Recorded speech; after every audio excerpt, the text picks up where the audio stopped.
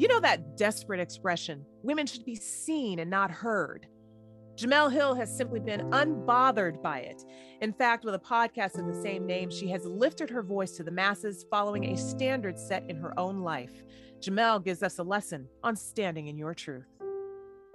The climb to the top feels so good when you get there. Is it just us, or can it feel lonely sometimes, even when you're successful? And who defines success anyway? What about life's twists and turns? We've learned a few things along the way, and we're ditching the culture of competitiveness. Bringing together women from different backgrounds to share their stories. Let's do this together. Welcome to Think Tank of Three podcast. Hi, I'm Rishia Candidate Kapasuris, along with Julie Holton and Audria Fink. We are your Think Tank of Three. And if you are a sports fan, then the name Jemele Hill should be more than familiar to you. She had a very successful 12-year run at ESPN before a chain of events led to new horizons. Now, a writer for The Atlantic, host of the podcast, Jemele Hill is Unbothered, TV show co-host of Carrie and Jemele Won't Stick to Sports, and a principal in the production company Lodge Freeway Media. Jemele is all about being seen and heard. Jemele has earned every amazing step she has taken, not to mention the negative pushback she's had to walk through. She joins us now to talk about that journey and perhaps even what's next. So Jemele, thank you so much for joining us here on the podcast. Thank you, ladies, for having me. Risha, it's just been too long, man. I know. It's been far too long of a time. So glad to see you and glad to be with all of you ladies here on this podcast. Thank you so much. It's wonderful to have you here and to have your voice. Listen, let's go to the beginning here. What got you into sports writing to begin with?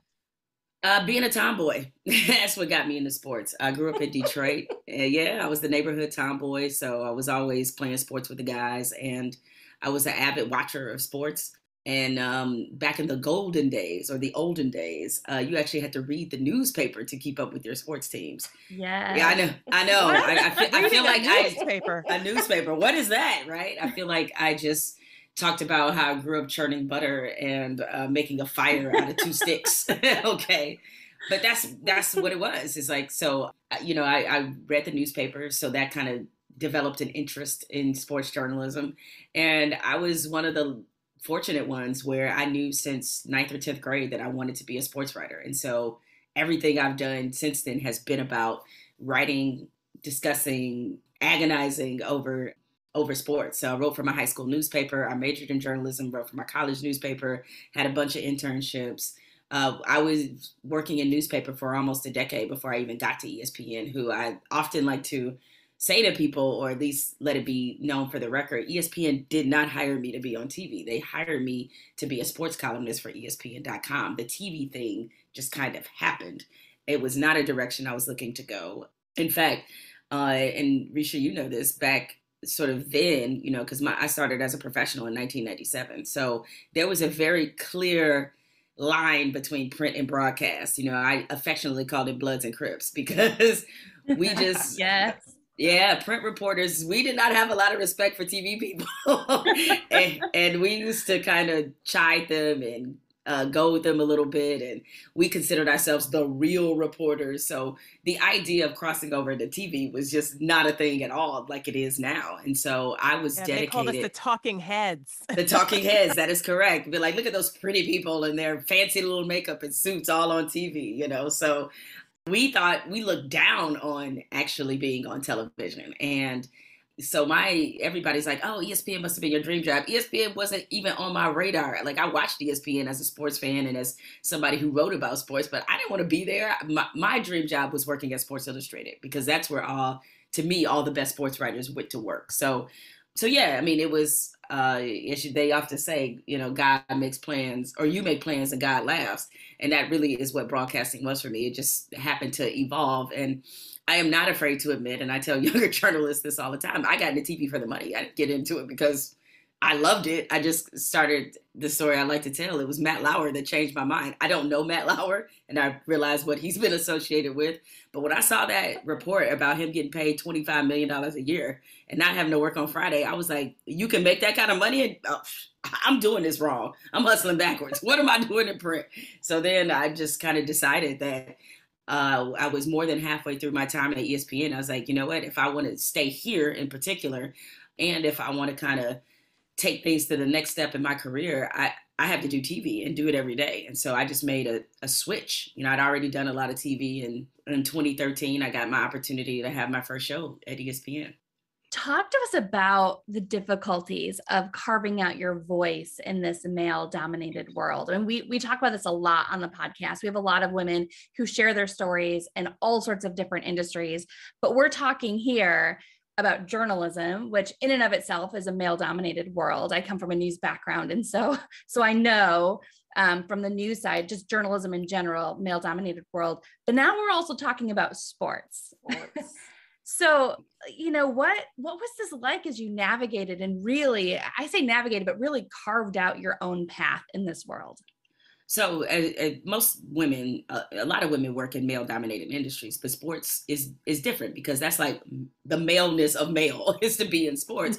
And you get sent messages all the time, both big, little, and in between, that this is not where a woman belongs. And be it the makeup of the industry itself, which in newspapers was very white, very male, very, very similar in broadcasting. In many ways, ESPN is an exception because, you know, ESPN actually has, for on-air talent, a little bit more of a diverse picture than most networks have.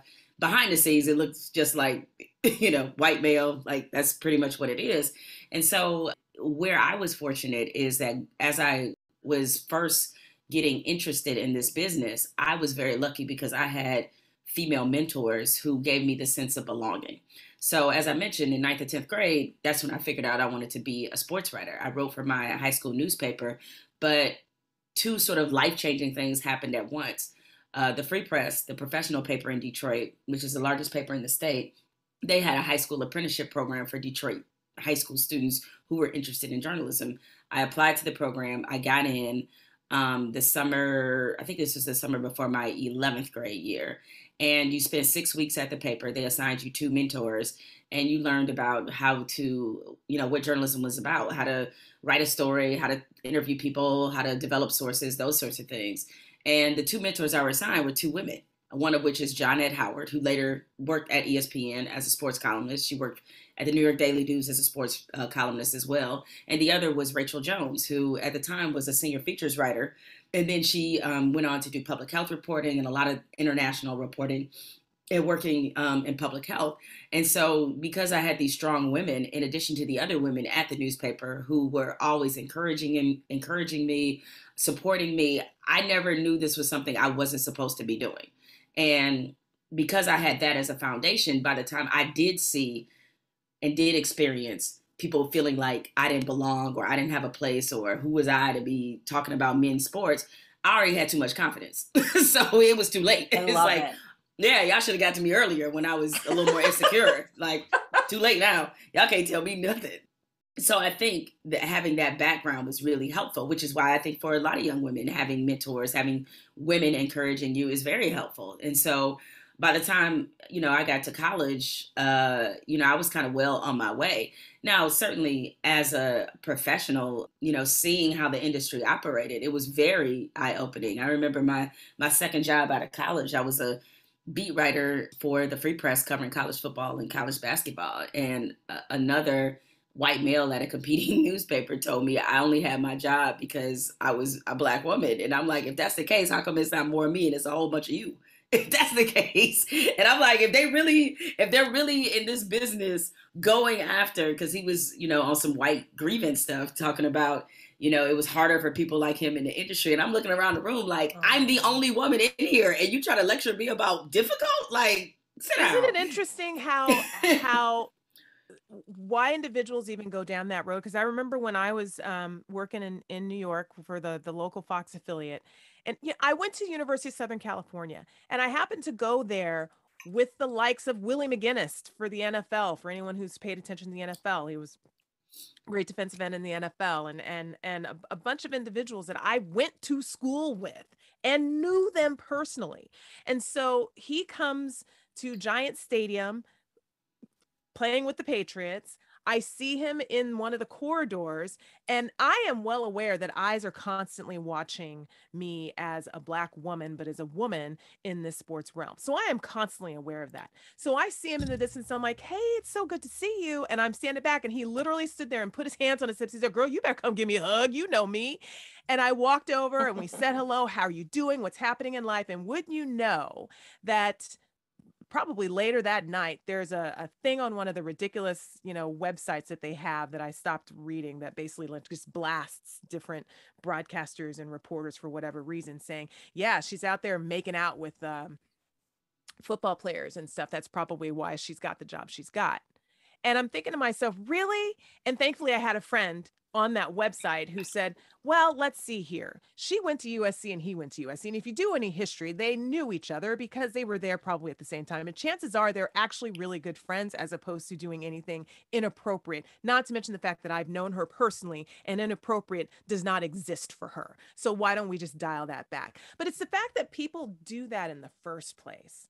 Just fragility. They just need to throw you fragility. They need to throw white male fragility. It makes no sense. It's like, I'm sorry. And did I say, oh, I wonder who you went and what? It's like, it's just, it's nuts. It's nuts. It's very tiresome because, they can't decide how much negativity they want to throw at us. And then in that either we got the job because we're a woman, we got the job because we're sleeping with somebody. We only want the job because we can get a husband that is a professional athlete or a coach. So it's just, you're constantly in these web of misogynistic tropes all the time. And you're damned if you do, damned if you don't, right? Yeah, 100%. I mean, I've had that same experience that you've had, not with somebody that I actually went to school with, but it was just a player that I developed a rapport with, a rapport that was never inappropriate, a rapport that if it was a man in my position, that they would have been applauded for, sort of developing that kind of relationship with the player. And, you would hear the whispers if you got scoops, if a guy, if a star athlete or a prominent athlete, gave you more time than somebody else, or if you were able to, kind of, again, source the way that most journalists are taught to source. If you're a woman, then you have to be aware of the fact that people are going to make assumptions about why that relationship exists when you're just doing your job. And so it's it can be discouraging for a lot of younger female journalists. I just happen to be, just again in that space that I belong in this industry as much as anybody else. So while it was irritating, it never was something that discouraged me from what I was doing or convinced me that I had made the wrong career path and, or frustrated me at night. But I definitely understand why a lot of women do get very frustrated by this. Mm-hmm. So I certainly don't want to position it like I'm somehow special and different and unique. No, it's not that. It's just, I just was lucky and fortunate, to be honest, because I have definitely seen some other women who I've known who have left the business because of these things. So it's real. So speaking out about what you think as a woman, when you're talking about decisions from the NBA or the NFL, is pretty straightforward.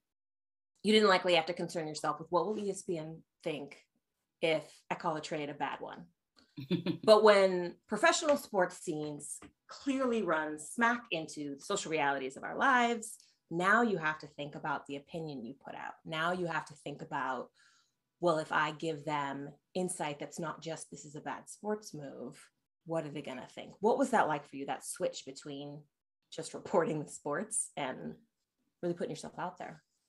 The interesting thing is that I'd sort of been reporting on those issues my whole career, but didn't put a name to it because, when you're a journalist, I think you do bring your lived experience to the table. And I think it's very beneficial to do that, especially if you represent a gender or race or community or even a socioeconomic background, that those things actually give you more context and more understanding in your reporting and sometimes a lot more empathy.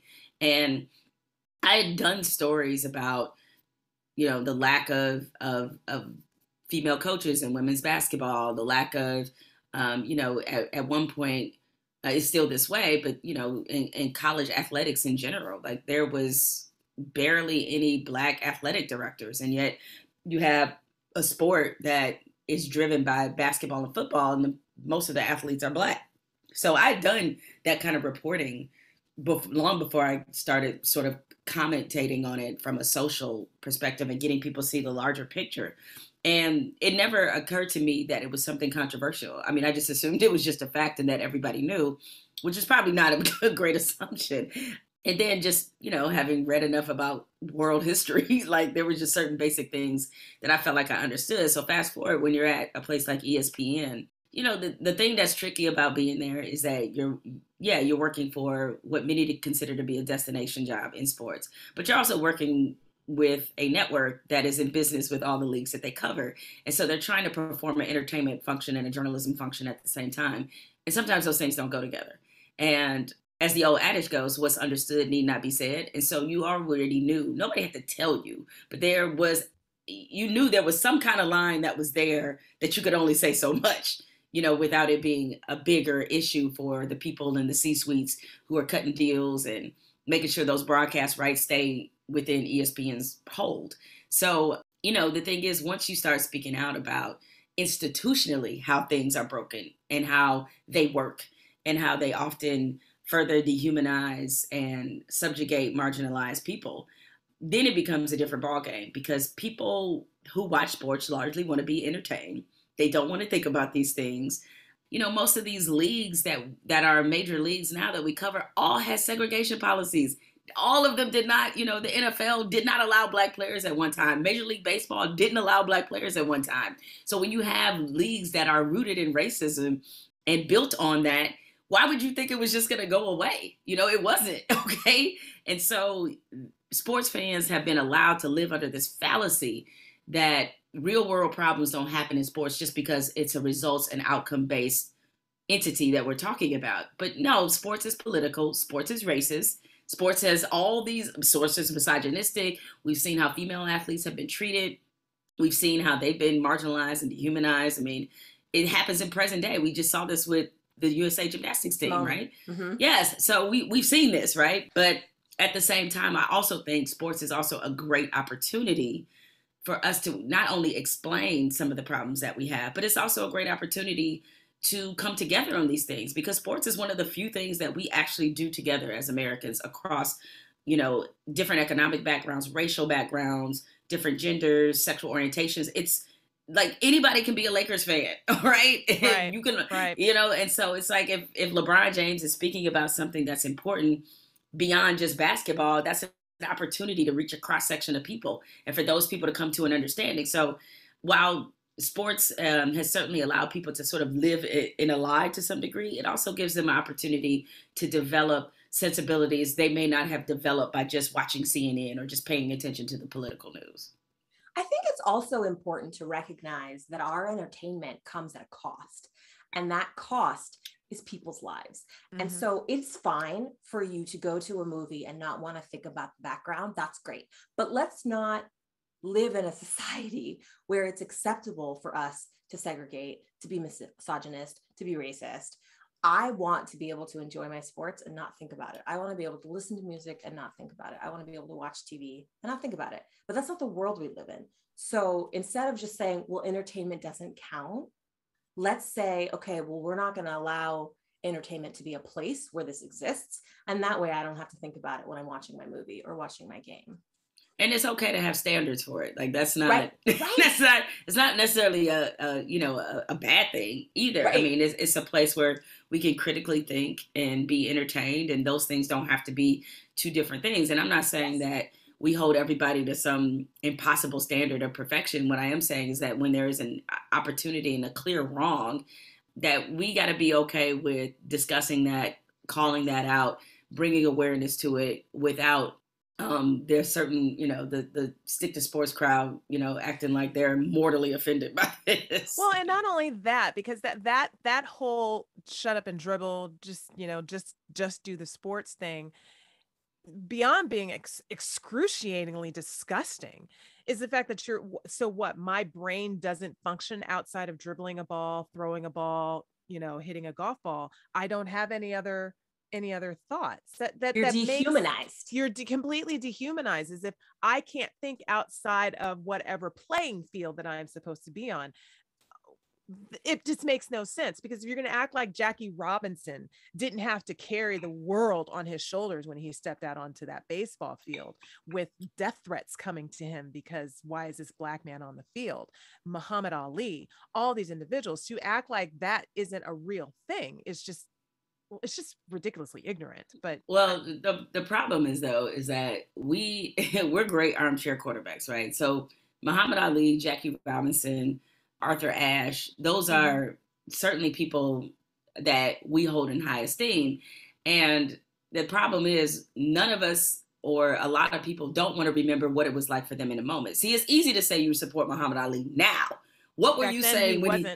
Correct. And this is what I bring up with Colin Kaepernick all the time, is that, like, you know, as much as history shows us otherwise, we don't actually learn from it. We literally are put him through the same thing that we swore we weren't going to do after seeing constant examples of people losing their careers, you know, being completely scorned and facing a lot of hate off of the simple principle of wanting equality. Like, to know that that's the reason that Colin Kaepernick isn't playing is just, it's ridiculous. It defies all logic. But the problem is that, you know, with this whole idea of shut up and dribble, that it is usually centered around, you know, Black athletes. And there is this idea that because these particular Black athletes have been able to rise to a level of prominence, fame, wealth that typically most Americans don't experience, that the trade-off for being allowed, and I'm putting allowed in air quotes, right? The trade-off for being allowed to reach this position is you got to shut up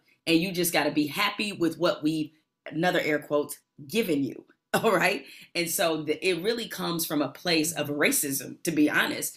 And we have seen this so often throughout history that has nothing, that is not even related to sports. That's generally been the position that white supremacy has upheld, because in order for white supremacy to exist, it relies on not only the lies and the distortions, but the lack of true telling of history in order to thrive. It has to. So that is how it happens. And so even now, as we're having this conversation about the people who are unvaccinated in sports, I don't agree with anything that has come out of Kyrie Irving's mouth. But I don't care about, but what I will only support his right to say it, but we also have a right to challenge it and tell him where he's wrong. Okay. But do I want him to shut up? No. And that is the part that we have to be able to kind of graduate to, is that giving athletes the right to have these opinions, even if we don't necessarily agree, but they got to be okay with being challenged in the marketplace of ideas. And that's kind of the way it works. Absolutely. I love the thought of challenging them, but I want to jump back and just say, I think that it makes it worse that we tell our athletes that they're not allowed to have an opinion, that their job is to be there to play the sport so that we can, it's like, wait a minute. And I'm saying this, of course, as a white woman. Are we saying that our athletes are only there for our entertainment, that they're not actual humans who are afforded opinions? I mean, it makes it even worse. And if anyone can't see the white supremacy in that, it's so infuriating. And one thing that I am noticing, or have noticed, about today's generation of athletes like Simone Biles, Naomi Osaka, they are not willing to sacrifice their peace for our entertainment. And I appreciate that about them. And because they feel, I think, much more ownership than some of the previous generations have felt over their careers. And certainly with social media and other mechanisms, they're allowed to have a different kind of ownership over their careers than their predecessors did. And I'm glad they're exercising it to the degree that they are, because that's part of how we are supposed to evolve. Is like each generation is supposed to have it better than the last. And their agency has really been something very inspiring to watch. Let's bring this conversation back to you. Having opinions, especially, and you have very strong opinions, and you have no problem putting them out there. It's what you do. It's who you are. They became extra famous during the time of Number 45. He himself decided he felt the need to speak out against you, which I found interesting, considering you have an entire country to deal with, a pandemic and everything. You would think he had better things to do, right? To attack a sports commentator. I think you have some other things. So what does it tell you? What does it tell you when someone, not only just the president of the United States of America, but his staff as well, that they decide that we're going to make this woman the priority of the day. She should be fired. There's a few different ways to look at that. When I got into journalism, and granted, I was covering sports. I wasn't covering news.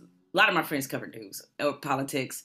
They covered city hall, city governments.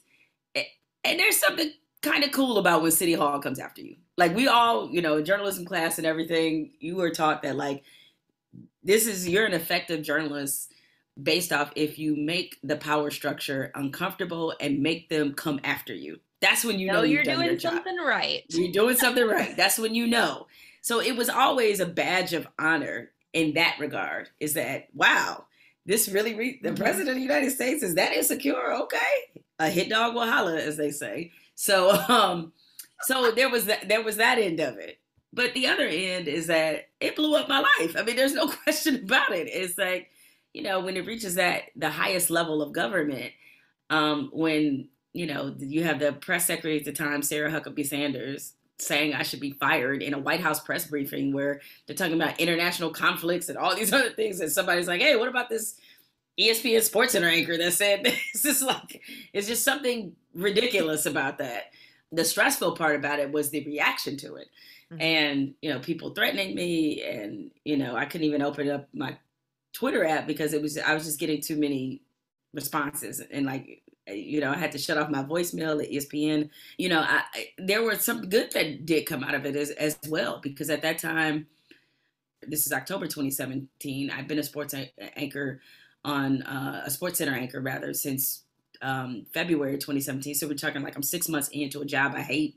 That's the other thing, is that before Donald Trump happened, I wasn't very happy on Sports Center, and was having a rough go of things there, and I was really thinking about, what my next career move was going to be, and all the things I've been thinking about in the back of my mind, Donald Trump sped up for me, right? And so, because especially in that situation with ESPN, there was a lot of trust that was broken during that time. And, the other thing too, coming from a newspaper background, as I mentioned to you all, there's this idea that like the people that are in power, you're going to piss them off at one point.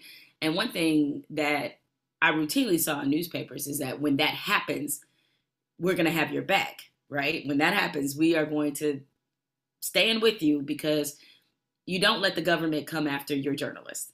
That's a no-no. That's why we have freedom of the press. That's what that means. That means freedom from government intervention, government sanction for criticizing the government. That's the core of what that means.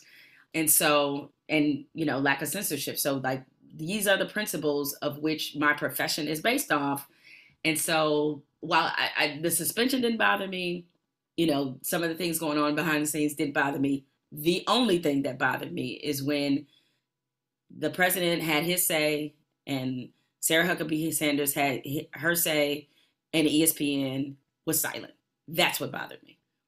Because in that moment, even though I certainly brought you a new list of problems, and that's fine, but you can't stand for that because you effectively tell me that you don't have the stomach for this. And so once that was clear to me, I felt like we had reached a situation where our relationship was untenable because I could no longer trust them.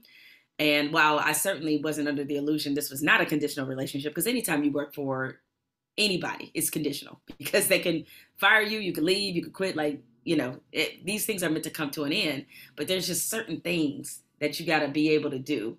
And when that didn't happen, it changed me. So how do you start? Where do you go from there? Because you have suddenly become the target of the man who was in the highest office in the world, right? And his administration. You have a company that should have your back, you feel, and doesn't. You have, not to mention, you can't even have your voicemail on because you have death threats coming in and God only knows what. How do you start to then, for you, piece together how you're going to move forward and where you're going to move forward from there? Well, for me, number one was to get off Sports Center. And again, that had nothing to do with Donald Trump. But the reaction to that situation, I was paying for on Sports Center because there seemed to be this fear because I often have to remind people that what I said about Donald Trump happened on Twitter. Like I didn't open up SportsCenter at 6:00 and say, "Good evening, everybody. Donald Trump is a racist." Yes. Like that's not how that happened. But in their minds, people think that's how it happened. So they're just like, "Oh, well, what do you expect if you say things on company time?" I'm like, I ain't saying on company time. It's hard though, because social media is foreign territory for most media outlets. And so like when I was coming up in newspapers, you could not have political signs on your front yard. You could not tell people how you voted, like nothing. The problem is that media outlets have wanted journalists to be journalists first before they're actually people. I'm like, you've been like me being a journalist. I'm a Black woman. That's first. Okay. Like the journalism part isn't first, but they want the journalism part to be first. And so you're asking for something that's completely unrealistic. All right. So that was a lot of media companies operated that way. But see, social media kind of blew that up and made it more difficult, because suddenly you have people who watch you every night or who read your columns, and social media exposes you, the real person. And so they tell you that you have to represent ESPN at all times. Why that is still problematic is because they know that the public is watching, and so they haven't really figured out how to manage that. And I don't pretend to know the answers, but I do know that living under this assumption that you can make people who work for you turn off a part of themselves at your convenience so you can make money is not a solution. Okay. Sounds really similar to what we're expecting for our players in sports. Correct. That's the problem in the media right now, is that and I get it. When we were coming up through journalism school, they're like, you have to have both sides representing an issue. The assumption was that the issue was something that where a both sides argument belonged. There's no both sides to racism. Okay. There's not one, right? There's not a both sides to misogyny. There's not a both sides to sexism. Like on policy, there's a both sides. And so once we deny journalists the ability to tell the truth, we're in trouble. We're in trouble. And so that's why the profession, he forever changed how journalists cover not only the president, but just how we cover a lot of things. Like I read certain headlines, it's just been this story that's out of Texas as these asinine attacks on critical race theory continue, about how, a school administrator is talking about an opposing view of the Holocaust. An opposing view? What? We've had guests before and talking about meeting people where they are. And I remember posing the question, but if you're not even starting in fact, if you're not starting in truth, how can I meet you there? I can't meet you there if you want to act like the Civil War wasn't about holding on to slaves. Exactly. I can't meet you there. And that's how you wind up giving a platform to nonsense, is when you're still arguing over the fact that we all know is a fact. Right? It's like, if you still have people talking about heritage, not hate, it's like, what are we doing? Like, what are we doing? So it's just, so yes, Risha, you're 1,000% right. It's gotta be basic facts that we all agree on before we can even move a discussion forward. Jemele, we could go on and on with you about so many other things. And maybe I hope we can bring you back, because you are also very good at going away from you and making you're accustomed. She is accustomed to the adage of being a reporter, right, Julie, about I am not the story, except for this podcast, you're supposed to be the story. And apparently she caught me. Instead of a 30-minute podcast, we need like a 3-hour podcast. Yeah. Here all day. But that's funny. All right. Before we wrap this up, we are gathering advice from you for our listeners. And so it's just our rapid fire questions. Are you ready? I am ready. I love rapid fire questions. There you go. All right. Number 1, is there a lesson that you've recently learned that you wish you had learned earlier in your career? Not being afraid of the word no, as in me saying it, like not as in hearing it. Like I'm accustomed to that for sure. But as Lena Waithe once told me, and I'm not sure if this is an original phrase, as in to be credited solely to her, is that no is a complete sentence. Actually, she said no is a complete MFing sentence. But but from that, I learned a lot, is that I think we need to be very aware of what our limits are. And as women, especially, me, I'm an entrepreneur now. Like that's the step my career has taken me now. And there are limits to my bandwidth. And I need to be okay with saying, like, I don't even have a bandwidth for that right now. I'm sorry. I'm learning to not blow past these stop signs and understand that I will do you no good if you're trying to pitch me something, I got to review something, and bandwidth is gone. And I just don't want to admit the bandwidth is gone. So no is the word I wish I would have known earlier in my career. From all of the lessons that you've learned, what one piece of advice would you offer to any woman? To bet on yourself. And I know it's stuff that that phrase they've heard before. So I want to go into a little bit of detail with it. One thing that I realized about the journey, my own journey and the journeys of my friends who have been able to become, quite successful as independent entity, is that all those jobs you had, all those experiences you had professionally and personally were preparing you for the moment to bet on yourself. And we sort of ignore the fact that we have worked very hard to make other people money. So why would you not work as hard for yourself, if not harder? So when we get to the point of where we want to bet on ourselves, we have a lot of self-doubt, a lot of insecurity, a lot of reluctance, because we're afraid that it won't work. And I get that. There's a healthy fear that can drive you. But a lot of the fear is thinking that it's going to fall apart when we haven't fallen apart for other people. We're going to do it for us. That's when we're going to stand up the strongest. It's for ourselves. And so I realized that so much of that is just us really not understanding or knowing our worth. And everything, when I left ESPN, and I'm sure Risha probably heard this too, people judged your success based off whether or not you wound up at another ESPN. That's not what it's about. What it is about is, are you doing something creatively that makes you happy, personally that makes you happy? That's the only litmus test that matters. It doesn't matter if you never appear on SportsCenter again. It doesn't matter if, you never have the same quote unquote fan base that you did before. That's like all very materialistic, nonsensical, shallow things. What matters to me more is that the life that I'm leading more right now, I could not have had at ESPN at all. Like creatively, I'm very happy. I'm producing the kind of content that I've always wanted to produce.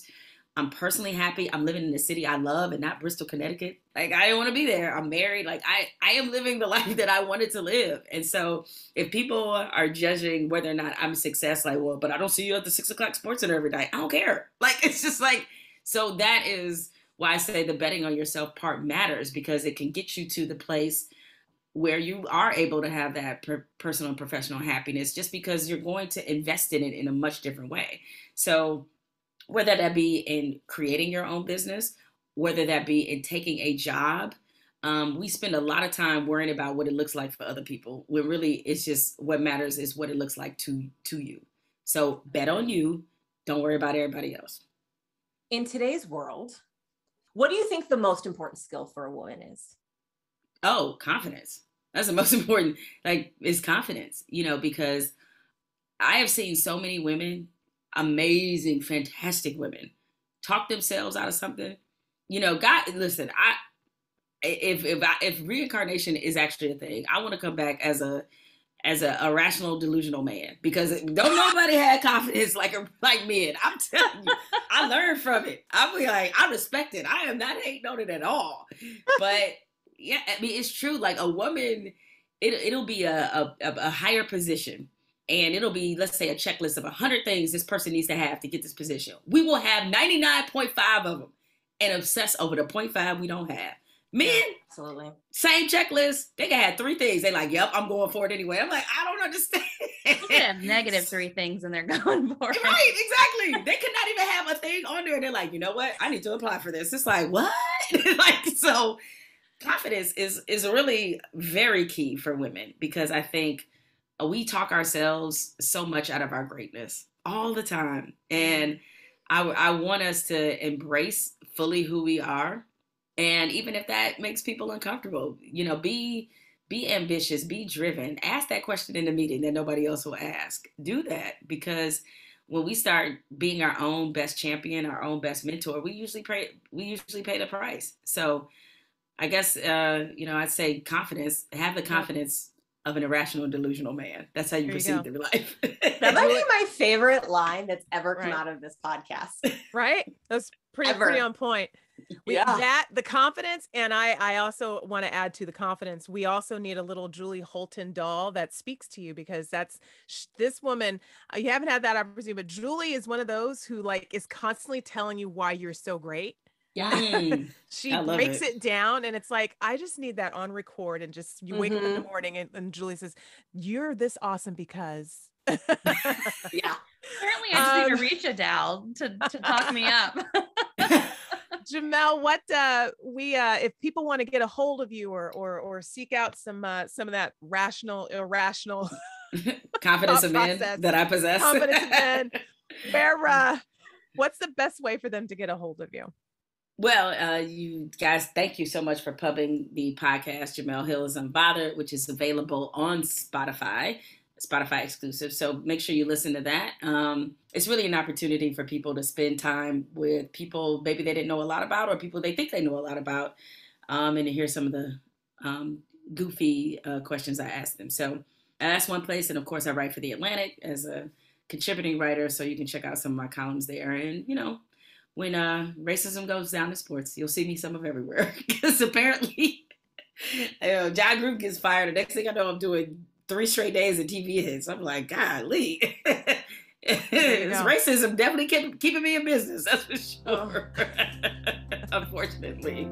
So anyway, so yes, I'm sort of all over, if you will. Jemele, thank you so much for joining us today. We thank you for your time. We thank you for your thoughts. We thank you for your confidence. I appreciate it. And this has been Think Tank of 3. If you have topics you'd like us to cover or guests you'd like to hear from, send us a message at thinktankof3@gmail.com. Subscribe to the Think Tank of 3 wherever you listen to podcasts, and connect with us online. We blog weekly at thinktankof3.com. Follow us on social media. You can find us individually on LinkedIn and as Think Tank of 3 on Twitter, Instagram, and Facebook. Women, click to join our private group on Facebook where we can all share advice and articles. And if you liked what you heard in the podcast, share it. You can find Think Tank of 3 on iTunes, Spotify, Stitcher, Google Play, Amazon Music, and SoundCloud.